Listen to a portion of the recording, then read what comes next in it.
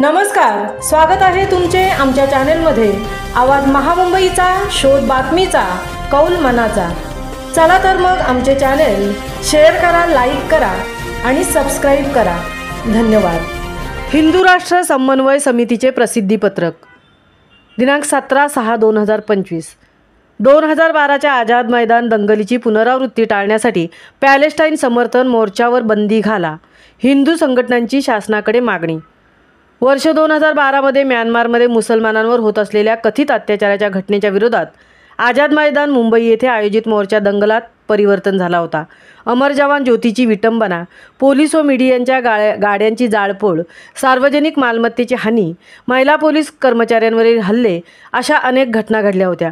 याच धर्तीवर 18 जून 2025 रोजी आझाद मैदानात होणाऱ्या गाझा पॅलेस्टाईन समर्थन मोर्चावर तातडीने बंदी घालावी अशी मागणी हिंदू राष्ट्र समन्वय समितीने महाराष्ट्र राज्याचे मुख्यमंत्री, गृहमंत्री, पोलीस महासंचालक तसेच मुंबईचे सहाय्यक पोलीस आयुक्त कायदा व सुव्यवस्था सत्यनारायण चौधरी यांच्याकडे केली आहे।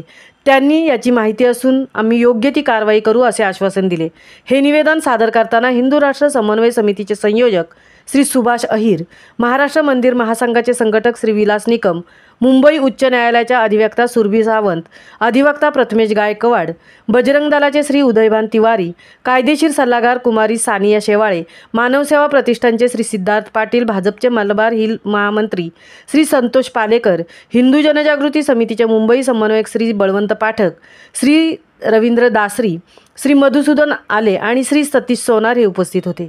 या मोर्चाबाबत अभिनेत्री स्वरा भास्कर यांनी ट्विटरवरून माहिती दिली असून डाव्या संघटनांनी मोर्चाचे आयोजन केले आहे आणि त्याचे स्वरूप एकतर्फी भारताच्या परराष्ट्र धोरणाविरोधात आणि इस्रायलसारख्या मित्र राष्ट्राविरोधात आहे।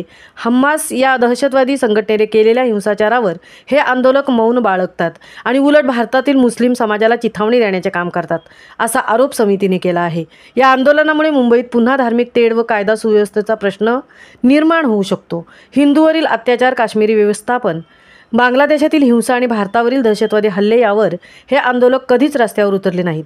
याकडेही समितीने लक्ष वेधले आहे। हे आंदोलन मानवतावादी नसून भारतविरोधी, हिंदूविरोधी आणि अप्रत्यक्षपणे दहशतवादास समर्थन देणारे आहे। त्यामुळे त्या मोर्चावर बंदी घालावी आणि आयोजकांवर कठोर कारवाई करावी ही समितीची ठाम मागणी आहे। मुंबईकरांच्या सुरक्षेच्या आणि सामाजिक सलोख्याच्या दृष्टीने हे पाऊल अत्यावश्यक आहे असे राष्ट्रीय संघटक हिंदू राष्ट्र समन्वय समिती श्री सुनील घनवट यांनी म्हटले आहे। आवाज महामुंबईचा चॅनेलसाठी मिलिंद खारपाटीलसह तृप्ती भोईर, मुंबई। नमस्कार, मी सुनील घनवट, हिंदू राष्ट्र समन्वय समितीचा राष्ट्रीय संघटक।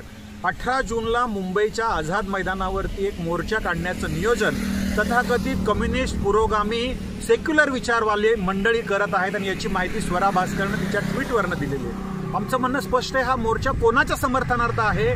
तो पॅलेस्टाईन आणि गाझाच्या समर्थनार्थ आहेत। आमच्या देशाने ठरवलेलं आहे आम्ही कोणाचं समर्थन करायचं याच्या विरोधात जाऊन राष्ट्राच्या विरोधामध्ये, परराष्ट्र धोरणाच्या विरोधामध्ये हा मोर्चा कोणासाठी आणि का?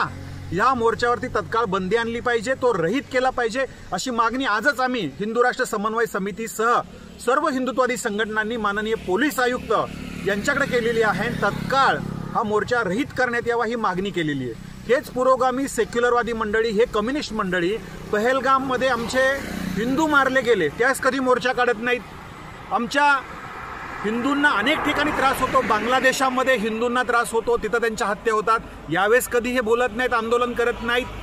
काश्मीरी 4.5 लाख हिंदू आजपर्यंत मारले गेलेले त्याच्या संदर्भात कधीही हे बोललेले नाहीयेत। हा दिखाऊपणा या ठिकाणी आणि या देशविरोधी, राष्ट्रविरोधी मंडळींना प्रतिबंध केला पाहिजे, या मोर्चावरती बंदी आणली पाहिजे, हा मोर्चा रहित केला पाहिजे अशी मागणी हिंदू जनजागृती समितीकडनं, हिंदू राष्ट्र समन्वय समितीकडनं, सर्व हिंदुत्ववादी संघटनांकडनं आम्ही करतो आहोत। नमस्कार।